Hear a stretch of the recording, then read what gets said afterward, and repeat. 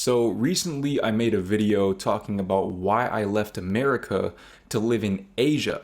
And as I filmed this video, I have been in Asia with my girlfriend, Thailand to be specific, for a little under a month. And basically the plan is as follows. Over the next 5 years, we are going to be traveling around different Asian countries where we're going to not only see a different part of the world than we're accustomed to, but we're also going to save our money with the ultimate goal of ending up back in Europe, the Netherlands to be specific, which is where my girlfriend was born and raised, and I lived for 14 months.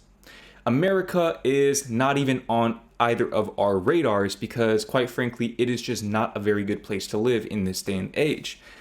That said, for as great as Asia has been, and of course we are going to see many more Asian countries, including the Philippines, which is the country where my mom was born and raised, I haven't seen anything that has swayed my desire to be back in Europe. And again, this is no offense to Asia whatsoever, no offense to Thailand. I love it out here. I love being here.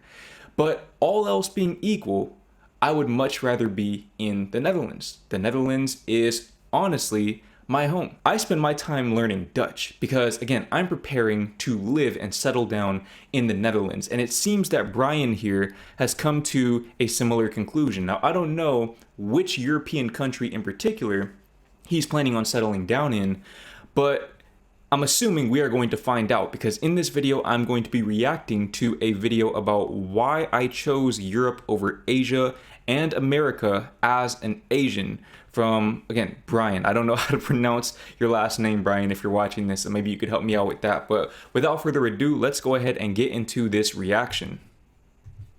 What's up, beautiful people? My name is Brian. I've lived in Asia, America, and Europe. And today, I just want to share with you why I chose to settle in Europe out of these. So I know the video just started. I'm already pausing. I promise I won't keep pausing all the time, but I'm very curious to know where in each of these continents he's actually lived. Because for me personally, in America, I've lived in Texas and Louisiana. I also spent a fair amount of time in California. In Europe, I lived in the Netherlands, and here in Asia, I've lived in Thailand. I say lived in with quotes because, again, I'm kind of just visiting. I've only been here for a month, and we're only going to be here for 3 months. But it'll be very interesting to see how his experiences compare and contrast against mine because I'm assuming he hasn't lived in the exact same places as me. So let's see if he provides more specific details. 3 places. Now, this isn't going to be one of those typical videos where, people talk about work-life balance, better healthcare, or how the American dream is dead.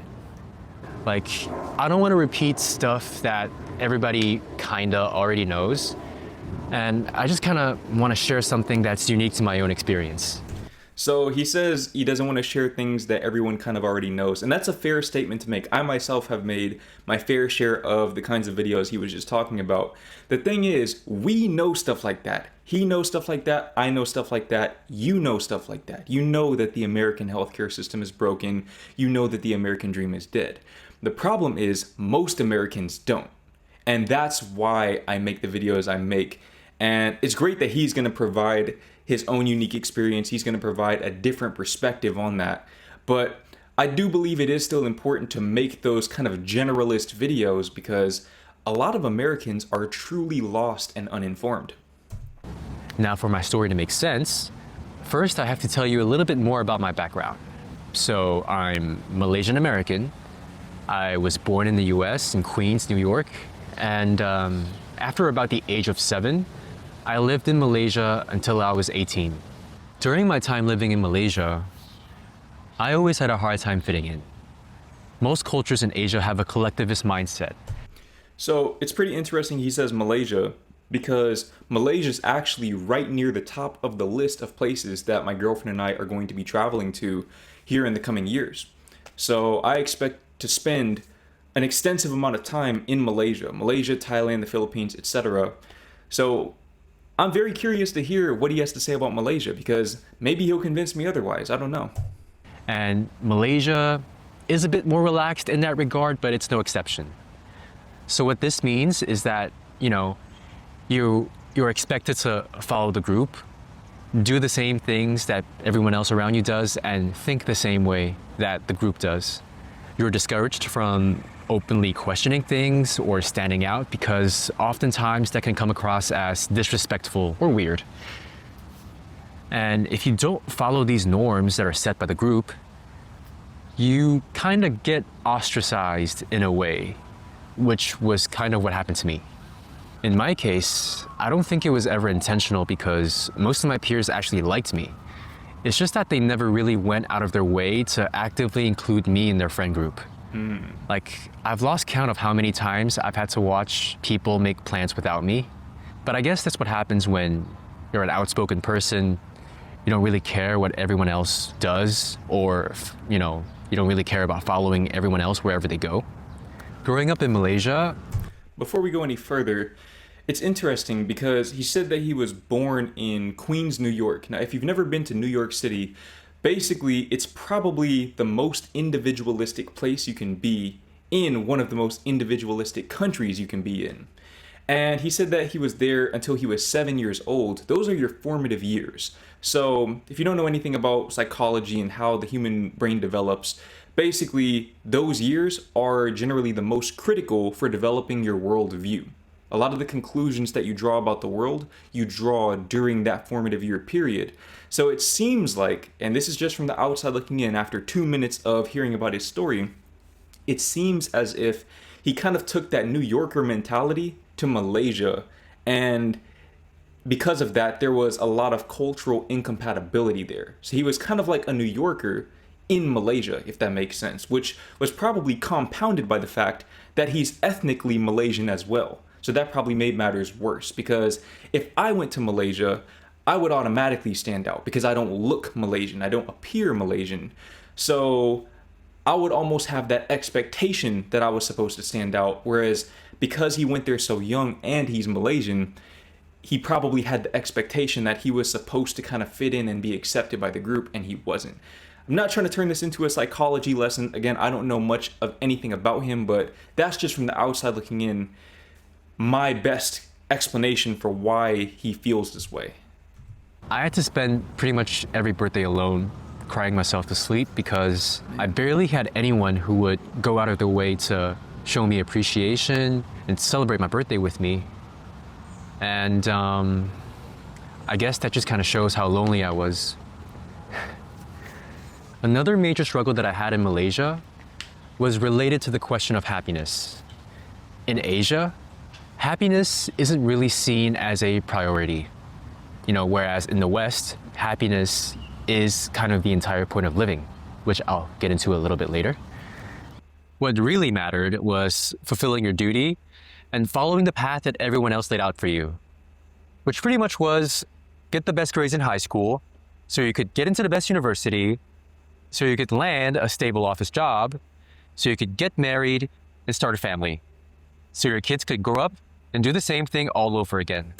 That's pretty much the epitome of Asian culture within much of the US as well.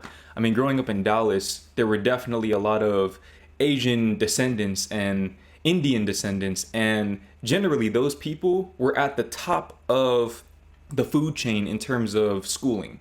So they were getting the best grades, they were the ones who were valedictorian, salutatorian, etc., getting into the best colleges because that's just the culture. So it's interesting to see how Asians have retained that, even being so far away. I wonder if it's like that in Europe as well. Let me know if you have a lot of exposure to Asian culture within the context of Europe, if it's the same way. Whether or not you enjoy any of this doesn't actually matter. You can see just how much pressure there is to follow this path by looking at how many hours students in countries like Korea, China, or Japan spend in cram schools. Like most of these Wait, cram schools? China or Japan spend in cram schools. In East Asia, cram schools, also known as supplementary tutorial schools, are private institutions that provide extra academic instruction, often to prepare students for entrance exams for high schools or universities. So basically, it seems like these are countries, or not countries, but schools within those countries that are specifically catered to those types of students that I just mentioned, except on an extreme level because I've never heard of anything like this in America. I've heard of private tutoring sessions, but never anything like this where they have an entire school dedicated to private tutoring. So this is very interesting. And I imagine that as a parent, if you look at it from their perspective, they're probably spending quite a bit of money on those schools. So they almost feel like their child owes them good grades. They owe them the conformity of following the path they've laid out for them because they're spending that money, which puts the child in a very vulnerable position. And I really feel for them. I'm glad that I didn't have to endure that myself. But that sounds miserable. Like, most of these students barely have a social life all the way until college. And while I'd like to say that it's nowhere near as extreme in Malaysia, most students, especially of Chinese origin, still spend hours after school in cram schools, at least a few times a week. You know what? Let me give you another example just to show you how little your personal feelings matter as an Asian kid. In Western countries, it's pretty common to hear students complaining about how much they hate math. But in Asia, it's not a question of whether you like math or not. No one actually cares. The only thing that matters is how good you are at it. So you figure out if you're good or bad at math, and then you work harder either way to get better, because the only thing that matters is your performance. Until I was about 22 or 23, I don't think anyone in my family ever asked me if I was doing okay or if I was happy. All they cared about was how closely I followed the path that they deemed was right for me. Keep in mind that Malaysia is already one of the most relaxed places in Asia, especially when you compare it to its neighbor Singapore or other Asian countries like China, Japan, Korea, Taiwan. So, seeing just how much I was already struggling in a place like Malaysia, it just showed me that I wasn't meant to thrive anywhere else in Asia. I noticed he didn't mention the Philippines or Thailand there, or Indonesia, which is another country we've been considering, so that's a good sign for us at least. But yeah, honestly, that cultural component right there does make those countries a little less attractive to me in terms of settling down. I would still love to visit those places, but when it comes to settling down, I don't want my children, my future children that is, to feel inadequate because they're constantly being held to this high standard of performance, which I believe my children will be smart, but I don't want them to have to feel like school is their life. And I suspect that in Europe, that will not be the case because work-life balance. And so that was the main reason, or one of the main reasons, that I chose to go back to New York for college. When I came back to New York, I thought all the problems that I had to deal with in Malaysia would go away, that I could finally express myself and be free and not have people judge me all the damn time, but I just ended up running into a different set of problems. And these problems weren't necessarily better by any means. Compared to Asia, there's so much focus in the US on individual happiness. But, people take this to the extreme, and it often manifests as selfishness and behavior that's driven by personal gain. Pretty much every interaction is transactional.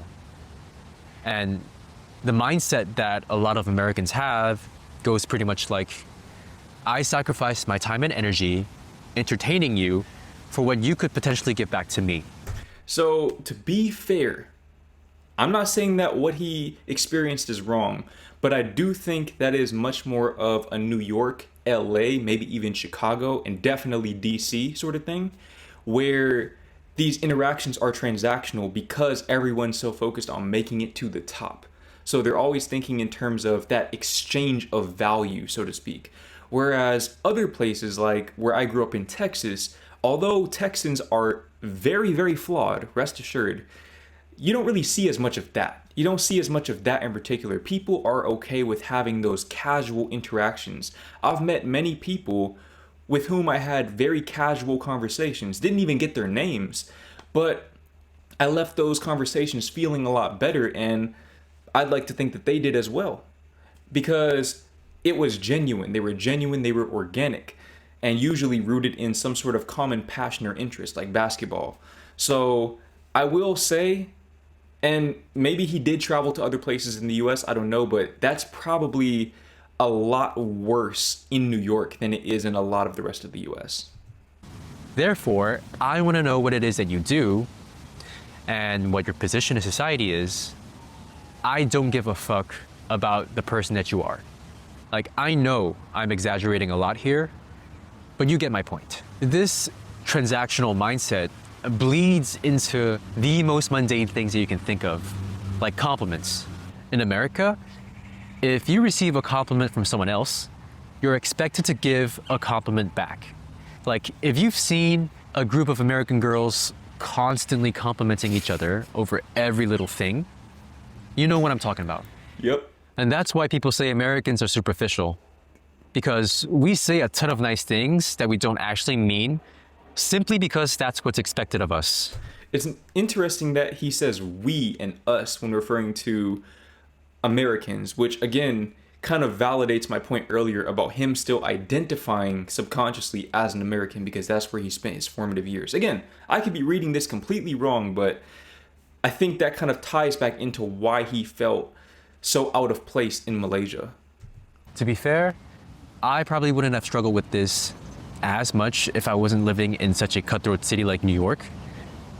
But I'm pretty sure that this kind of transactional, surface level interaction is the norm across the entire country. Personally, I've lost count of how many times I've gone into a conversation genuinely wanting to connect with the other person and make friends. You know what? Actually, I take back what I said earlier. I do feel like a lot of the conversations I had in Texas were transactional because I had a lot of situations. My friends can attest to this. My girlfriend can attest to this as well because she's been there when at least one of these events occurred. But I've had a lot of times where people would come up to me, compliment me on something, start a conversation with me, and then try to reel me in to some sort of pyramid scheme or multi-level marketing thing that they had going on. They always ended the conversation with, "How are you making money?" And I would say, "Oh, I do YouTube." "Oh, really? You do YouTube? What's that like? How many subscribers do you have?" Things of that nature. And right there, I mentally check out of the conversation because I already know where it's going. So yeah, I take back what I said earlier. He's definitely right about that. Hearing them say all the right things, vibing with them, only for me to never hear from them again. And while they might have also enjoyed the conversation deeply, the truth is they just never gave a fuck about progressing anywhere past that. Again, I don't think this was intentional though, because that's just how the culture works. Everyone's always chasing something, and if you can't help them achieve a certain goal, you're not a priority. This made me realize that although I had all the freedom to be myself and express myself without judgment in the US, the inability to form connections, make friends, and the distance that people put between themselves and others, it made me feel like I still didn't matter. Another thing I've noticed is the way people in the US tend to self-segregate. Maybe this is just a problem in big cities like New York, but I've only ever lived in New York and I can't tell you what it's like for the rest of the country. Anyways, my point is, I just saw how most social circles revolve around race or shared identity. The whites hang out with the whites, blacks with blacks, Chinese with Chinese, Latinos with Latinos, Jews with Jews, and the list goes on. So I will say that growing up in Texas, I feel like it's not quite as segregated. I grew up around a plethora of different races and ethnicities, and most of my friends weren't even black. A lot of them were either Hispanic, white, had a few black friends. I don't know if I had any Asian friends. I guess I was the Asian friend or the half Asian friend because again, my mom's Filipino. But I do think that's more of a big city thing, or maybe it's more of a southern thing where the different races kind of coexist and intermingle, ironically, because these are the places where racism is historically the most prevalent. For whatever reason, I feel like black people, white people, and Hispanic people, and even Asian people to an extent, get along much better in the South when they do get along. When they don't get along, it's a lot worse. I don't know if that makes sense or not, but basically you have two extreme ends of the spectrum, whereas in a place like New York, maybe most people are more in the middle of the spectrum of that racial dynamic actually having an impact in your day-to-day life. I guess that's what happens when you suddenly mix in so many different and distinct cultures that aren't necessarily compatible with each other in the same place. What ends up happening is race becomes a social barrier. In order to make friends with people from any group, you have to adopt their way of talking, their cultural references, their norms, etc. Personally, I had no interest in whitewashing myself just to fit in with the white kids, but I also didn't want to stick with the Asian crowd either, just so we could get boba, watch anime, and eat at Asian restaurants all the time. I didn't like the idea of having to listen to rap 24/7 and speaking AAVE just to fit in with the black kids either. If you don't know what AAVE is African American Vernacular English, which is basically slang. So I definitely get where he's coming from with that. Although again, I feel like those stereotypes in general aren't quite as prevalent, or maybe different cultural groups have multiple of these stereotypes in the South. So again, I think his experience being in New York is a little bit different, but I definitely get where he's coming from with that. Not saying there's anything wrong with how these groups connect, but I'm an individual with my own interests that span across multiple different cultures, and I just hated the idea of having to limit myself just to fit in. This was pretty much the same thing that I had to struggle with in Asia, except this time, I had more flavors to choose from. While I wasn't shamed for being different like I was in Asia, people in the US aren't as genuine either, and I still had to shrink myself to fit in. So I basically just ended up trading one set of problems for another. At some point, I hit a breaking point living in the US, and I just needed a change of scenery. So in 2022, towards the end of COVID, I chose to study abroad in France, which eventually led to me moving to Europe full-time, even though I'm currently filming this in New York since I'm back here for the summer. I've talked about this in other videos on my channel, so if you're interested in knowing more about my story, feel free to check those videos out. The reason why I chose to settle in Europe is because, unlike Asia, where happiness isn't really prioritized at all, or the US, where people chase happiness so hard that they lose sight of what actually matters, in Europe, happiness is a skill that is taught, and it is taught well. Stuff like knowing how to set boundaries, protecting your personal time and privacy, learning when to take breaks, being fully present at mealtime. I think that's the most important thing right there. Not necessarily specifically at mealtime, but the presence aspect of it. I think that to his point, and I'm going to generalize here in the same way that he did, but in Asian cultures, they don't really prioritize happiness at all. It's not something that they chase, and oftentimes it's not something that they have or care about having. In America, it's something that people chase. People are chasing happiness. In Europe, people have happiness. They recognize that by being present and almost even a bit complacent, so to speak. And I say complacent with quotation marks because it seems like it has a negative connotation, but it really shouldn't. That complacency is what allows Europeans, by and large, to embrace the happiness of the present moment, of the experience they're currently having. I love how he broke that down. The list goes on. But guess what? This also includes treating people like people. Not as disposable assets or career stepping stones, but as actual humans that you could connect with and share with. For me, living in Europe was the first time in my entire life where I met so many people that were genuinely interested in connecting with me and getting to know me as an individual. And they also made the effort to include me in their social circles. Like, I had to turn down so many invitations to hang out and socialize. And at that point in my life, that had never happened to me. So again, this could just be because of where he is specifically in Europe. It seems like he's in France, which I haven't been to France before. I think I passed through France on the way to the UK, but it was nighttime, I was on the bus. Didn't actually experience France.